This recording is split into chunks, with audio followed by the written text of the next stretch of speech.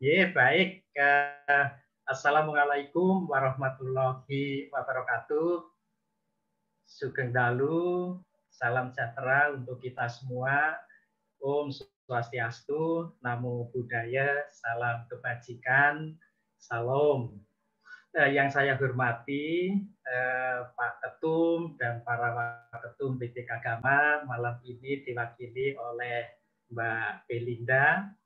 Yang kami hormati para narasumber kita yang luar biasa, Prof. Ibul, Mas Doni, Mas Rudi, Mas Sidung, serta seluruh yang nanti akan menyampaikan paparan dan pendapatnya terkait tentang wayang, serta Bapak Ibu para alumni, pemerhati dan pandemen wayang, serta seluruh hadirin yang berbahagia. Puji syukur kita panjatkan kehadirat Allah Subhanahu wa Ta'ala, Tuhan yang Maha Pengasih lagi Maha Penyayang, karena berkat rahmat-Nya kita dapat hadir bertatap maya secara daring dalam acara webinar dengan tema Budaya Wayang Nusantara yang diselenggarakan oleh PT Kagama Bidang 6, Pengabdian kepada Masyarakat, Departemen Seni Budaya. Semoga webinar ini nanti dapat berjalan baik, lancar, dan bermanfaat untuk kita semua. Bapak dan Ibu yang saya hormati, sedikit menyinggung tentang Universitas Gadjah Mada, kaitannya dengan kebudayaan. Saya yakin bahwa seluruh keluarga besar Universitas Gadjah Mada, termasuk para alumni, telah mengetahui bahwa UGM memiliki 5 jati diri yang tertuang dalam statuta Universitas Gadjah Mada, yang salah satunya adalah Universitas Gadjah Mada sebagai Universitas Pusat Kebudayaan. Jati diri yang lain adalah Universitas Gadjah Mada sebagai Universitas Nasional, Universitas Perjuangan, Universitas Pancasila, Universitas Kerakyatan. Dan tadi yang saya sebut di paling awal, yang sebetulnya biasanya disebut paling akhir adalah UGM sebagai Universitas Pusat Kebudayaan, begitu. Nah, selanjutnya dalam penjelasan atas peraturan tentang statuta itu, apa yang disebut sebagai atau apa yang dimaksud sebagai Universitas Pusat Kebudayaan. Nah, Universitas Pusat Kebudayaan adalah universitas yang menjadi tempat pelestarian dan pengembangan kebudayaan Indonesia dan perikemanusiaan agar masyarakat Indonesia menjadi insan yang berbudi luhur dan berwawasan nasional untuk membangun peradaban baru, membangun peradaban mulia. Lalu pada statuta UGM sebelumnya, yang tadi saya sebutkan adalah statuta tahun 2013. Pada statuta tahun sebelumnya, yaitu statuta pertama UGM tahun 1950.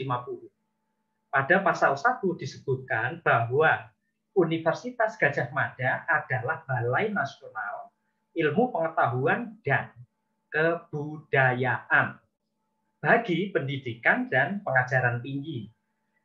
Hal ini dipertegas dengan pasal 1 Peraturan Senat UGM tahun 1958 yang menyebutkan bahwa sebagai Balai Nasional Ilmu Pengetahuan dan Kebudayaan bagi pendidikan dan pengajaran tinggi dengan dasar dan tugasnya sebagaimana dimaksud tadi ya pada Statuta nomor 37 tahun 1950, Universitas Gadjah Mada mewujudkan suatu lembaga masyarakat dan kerohanian Tritunggal.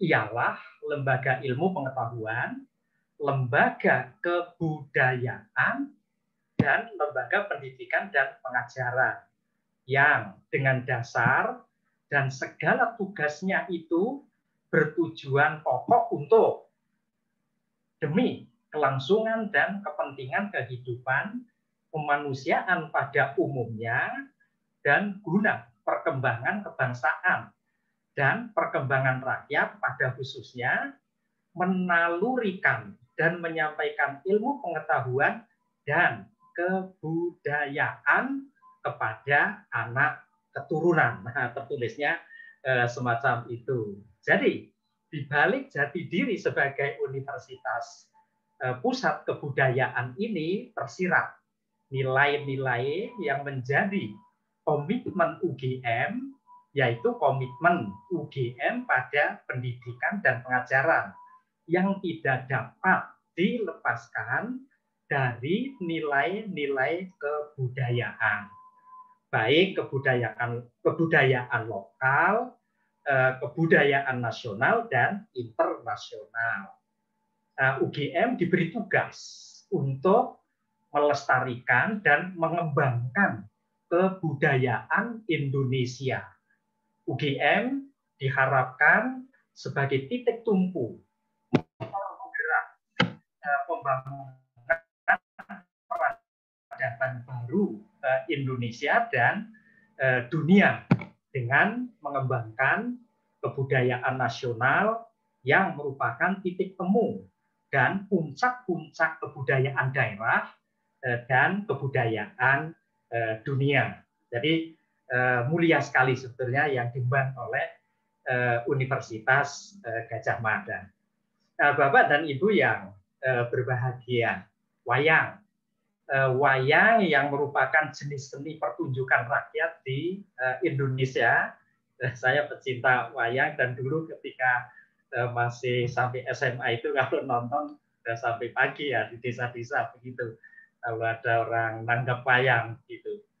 Nah, wayang di Indonesia terdapat sedikitnya dari yang saya baca-baca ini Prof. Timbul, Pak Sindung pasti lebih tahu, terdapat sedikitnya 18 jenis.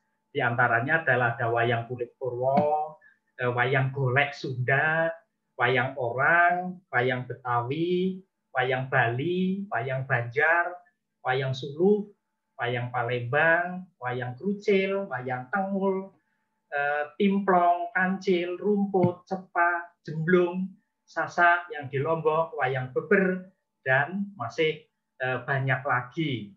Nah, dari jenis-jenis wayang yang ada ini, kurang lebih ada 7 wayang yang populer di Indonesia, dan wayang kulit merupakan jenis wayang yang paling populer, terutama di DIY, Jawa Tengah, dan Jawa Timur, juga di Bali. Nah, cerita dalam pewayangan diambil dari kitab Ramayana dan Mahabharata, lalu disesuaikan dengan budaya lokal Indonesia. Di Jawa dan Bali misalnya, pertunjukan wayang kulit, itu seringkali menggabungkan cerita-cerita dalam agama Hindu, Buddha, dan agama Islam. Kisah-kisah religius, cerita-cerita rakyat, dan mitos sering digunakan dalam pertunjukan wayang kulit. Wayang kulit merupakan kekayaan budaya yang bernilai tinggi karena dia selain merupakan seni kriya, pertunjukan wayang kulit mampu menggabungkan, memadukan berbagai macam kesenian. Ada seni sastra, seni musik, seni suara, dan juga seni rupa. Nah, wayang tidak hanya menjadi tontonan yang menghibur, tetapi juga tuntunan atau bimbingan, petunjuk, dan pedoman karakter mulia Misalnya karakter Gatotkaca, ya, Kresna yang luar biasa itu, artinya karakter para tokoh di pewayangan dan cerita yang sangat syarat dengan unsur estetika dan pesan moral yang terkandung di dalam setiap pertunjukan dapat menginspirasi penonton, terutama ya kalau anak-anak muda yang masih memerlukan figur-figur ketokohan, ini sangat bisa terinspirasi dengan karakter dari tokoh-tokoh dan cerita-cerita yang ada pada wayang ini, yang harapannya mempengaruhi pertumbuhan karakter para penonton yang lalu menjadi pedoman di dalam kehidupan bermasyarakat itu. Nah, lalu bagaimana agar wayang sebagai kebudayaan Indonesia ini lestari dan berkembang mengikuti kondisi zaman atau mengikuti perkembangan zaman. Kecuali harus memasukkan teknologi dalam pertunjukan wayang, maka usaha menggali dan mengembangkan pertunjukan wayang secara akademik harus dilakukan. Salah satu tokoh yang berkontribusi mentransformasikan dunia pewayangan dari seni pergelaran ke dunia akademik melalui pendidikan filsafat wayang adalah beliau Dr. Andes Solihin yang kini menjabat sebagai Ketua Dewan Kehormatan Sekretariat Nasional Pewayangan Indonesia atau Senawangi, yang insya Allah besok pagi akan dianugerahi Dr. Honoris Causa oleh UGM. Dari kiprah beliau bersama berbagai pihak tentunya, kita bersyukur bahwa di tahun 2003 UNESCO mengakui wayang Indonesia sebagai karya agung seni budaya dunia, masterpiece of the oral and intangible heritage of humanity. Nah, sejak tahun 2011 ya, Pak Sindung dan Bu Iwa, Fakultas Filsafat UGM telah memiliki mata kuliah bidang studi filsafat wayang, baik untuk program S1 maupun program pasca sarjana. Mata kuliah bidang studi filsafat wayang ini dirintis bersama antara Fakultas Filsafat UGM dengan Sekretariat Nasional Pewayangan Indonesia atau Senawangi yang tadi dipimpin oleh Bapak Dr. Andes Solihin. Sejarah wayang telah ada sejak dulu, terus tumbuh dan berkembang sampai sekarang, dan harapannya melalui filsafat wayang dapat diangkat masalah-masalah kearifan lokal atau local wisdom bangsa kita, bangsa Indonesia, ke kancah internasional untuk menjulang tinggikan kebudayaan Indonesia. Bapak dan Ibu yang saya banggakan dan saya hormati, mengakhiri paparan ini, saya menyampaikan terima kasih yang sebesar-besarnya kepada PPK Gama bidang 6, para narasumber yang luar biasa, Prof. Timbul yang saya hormati dan saya banggakan, terima kasih, dan kawan-kawan narasumber, panitia, juga Bu Humas, Bu Iva, dan semua pihak yang telah berkontribusi pada webinar ini.